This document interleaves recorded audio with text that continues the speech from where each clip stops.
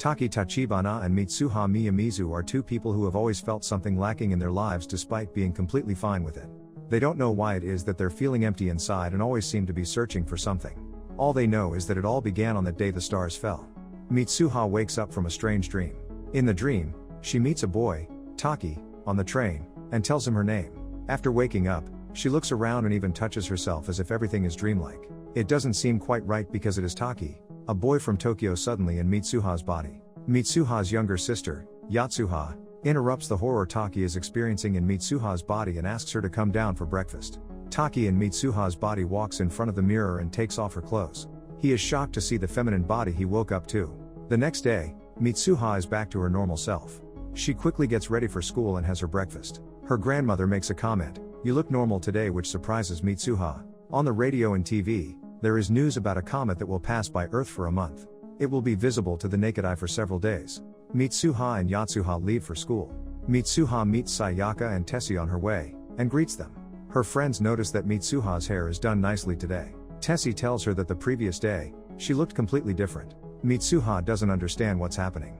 As they walk to school, they meet other classmates. She also comes across her father, who is the mayor of the town. During the class, Mitsuha notices in one of her pages, someone has written, "Who are you?" She later learns from Sayaka that the previous day, Mitsuha couldn't find her class or locker. She even wouldn't reply to her name. Mitsuha is surprised as she has no recollection of such a day. However, she admits that lately she has been having a strange dream about living in someone else's life. Tessie jokingly says that she has been witnessing her past life due to the comet that's passing by.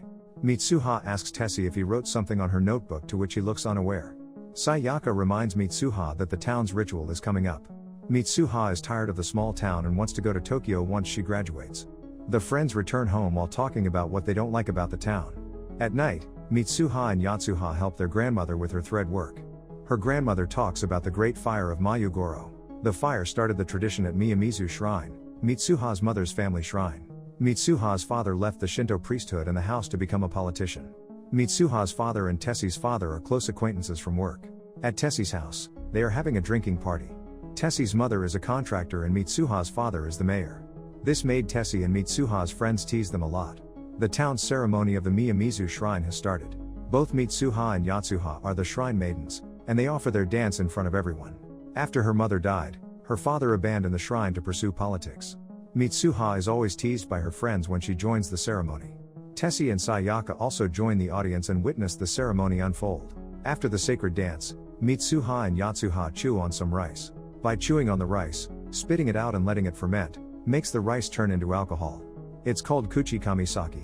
Sayaka asks if gods appreciate sake made in such a way. Mitsuha is upset as some of her classmates saw the ceremony. She is worried about being teased and bullied at school because of the ceremonial acts. Yatsuha tries to cheer her up. Yatsuha has amazing ideas. She suggests that they should sell the kuchikami sake by selling them with photos and making videos. However, Mitsuha can't do that as it will be against the liquor tax law. Mitsuha runs down the stairs of the shrine and prays that in her next life, she gets to become a handsome boy living in Tokyo. In Tokyo, a boy named Taki is shocked to see himself. He woke up late, so his father scolds him. Taki says it's a strange dream. It turns out Mitsuha has woken up in a Taki's body. She grabs the male body's private part to make sure she's a boy. Mitsuha in Taki's body engages with his friends Tsukasa and Shinta as well as with his co-worker Miki. Mitsuha tries to follow the routine of Taki, however their personalities are completely different. Soon, people around Taki all find his behavior unusual. Both Mitsuha and Taki come to the realization, but they switch bodies on certain days. They live through the other activities and social interactions for that day. They also learn that they can communicate by leaving messages on cell phones, papers, and even on each other's bodies. Eventually, they set some ground rules to protect each other's lifestyles and privacy. Mitsuha and Taki's body progress the relationship with coworker Miki by setting up a date, while Taki's cold personality and straightforwardness makes her popular at school. One day Taki in Mitsuha's body accompanies her grandmother and little sister to leave the ritual sake made by the sisters as an offering at the Shinto shrine. The shrine is located at a mountaintop in the outskirts of town. Mitsuha's grandmother explains its significance as it connects the guardian deity and the people. It is believed to represent the body of the village guardian god ruling over human connections and time. Taki reads a note from Mitsuha about the comet Tiamat, expected to pass nearest to Earth on the day of the autumn festival. After waking up in his own body, Taki rushes to his date with Miki. Though Miki enjoyed the date, she realizes that his mind and heart is with someone else. Taki tries to call Mitsuha, but she instead receives a call from Tessie, and the two make an agreement to meet at the festival to witness the comet. Taiki's call doesn't connect as the body switching between the two has ended. Life goes on for Taiki, however, this experience has had a profound impact on him. He conducts research on the rural town he visited as Mitsuha and even draws an excellent sketch of the town. With his research on the landscape complete, he sets out to find the small town. Taki, Miki, and their friend Sakasa travel to Gifu by train on a trip to Hida in search of Mitsuha. However, Taki does not know the name of Itomori, relying on his sketches of the surrounding landscape from memory. A restaurant owner recognizes the town in the sketch as he was a native of the place, then reveals the name of the town as Itomori. The restaurant owner takes Taiki and his friends to Itomori, which is now in ruins. Turns out the town was destroyed when the comet unexpectedly fragmented and killed 500 of the town's residents. This happened 3 years earlier in 2013. Completely in shock, Taiki checks his phone only to see Mitsuha's messages disappear from his phone. His memories of her begin to gradually fade, realizing the two are also separated by time, as he is in 2016. Disturbed by this, he checks the records of fatalities and finds Mitsuha, Tessie and Sayaka's names in the list of fatalities. They have died 3 years ago.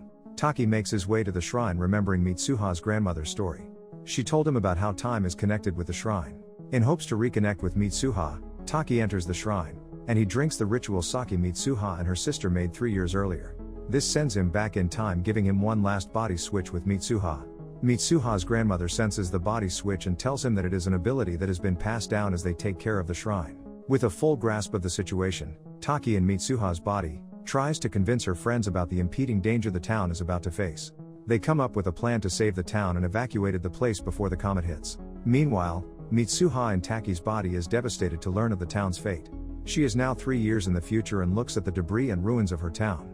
After failing to convince the mayor of the danger, Taki makes his way back to the shrine, realizing Mitsuha is there in his body. As he does, he recalls an encounter he had with Mitsuha. She came to Tokyo the day before the comet fell, but Taki didn't recognize her. The body switching hadn't started yet in his timeline, but Mitsuha had given him her ribbon before leaving. He wore it ever since without knowing why until now. At the mountaintop, during sunset, the two cross each other, but due to the differing time frames they can't see one another. They feel each other's presence, and as twilight falls, they switch back to their bodies. This brief moment enables them to get a glimpse of each other. Taki gives Mitsuha her ribbon back, which he had tied around his wrist. As they flirt and catch up with everything they have been wanting to say, the comet comes into view, reminding Mitsuha of the work to be done. They attempt to write their names on each other's palm, so they don't forget when they wake up. Mitsuha has to convince her father, Toshiki, the mayor of Itomori, to evacuate everyone. Before doing so, Mitsuha notices her memories of Taki are fading away and discovers he wrote "I love you" on her hand instead of his own name. But before Mitsuha writes her name, the twilight passes, sending them to their own timelines. Left with no cues, Taki forgets about Mitsuha. Back in her timeline, Mitsuha and her friends execute the plan by blowing up the electrical substation while broadcasting a false emergency alert.